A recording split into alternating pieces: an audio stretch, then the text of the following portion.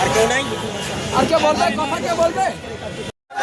জুতা মারো তালে তালে, নাসিরের দুই গেলে, জুতা মারো তালে তালে, জুতা মারো তালে তালে, নাসিরের দুই গেলে, জুতা মারো তালে তালে, জুতা মারো তালে তালে, নাসিরের দুই গেলে, জুতা মারো তালে তালে, নাসিরের দুই গেলে, নাসিরের দুই গেলে, জুতা মারো তালে তালে, নাসিরের দুই গেলে, নাসিরের দুই গেলে, জুতা মারো তালে তালে,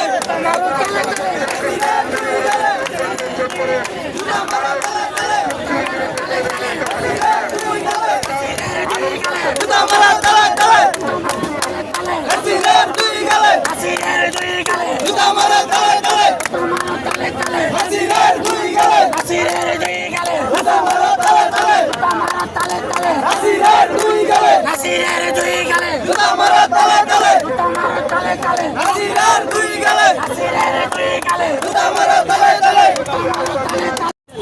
আপনি দেখেন এই কার্যক্রম করেছে বিগত স্বৈরাচার প্যাসিস্ট খুনি হাসিনা সরকার, যিনি যখন বাংলাদেশের সাবেক প্রধানমন্ত্রী দেশনেত্রী বেগম খালেদা জিয়া অসুস্থ ছিলেন, তখন তাকে নিয়ে বারবার কুরুচিপূর্ণ এবং অশ্রব্য এবং গালিগালাজ যে ব্যবহার, সেটা এই স্বৈরাচার খুনি হাসিনা করেছে। সেই একই কায়দায় একই রাজনৈতিক যে শিষ্টাচার বহির্ভূত কর্মকাণ্ড সেটি করে আসছে আপনার নাসিরউদ্দিন পাটোয়ারি।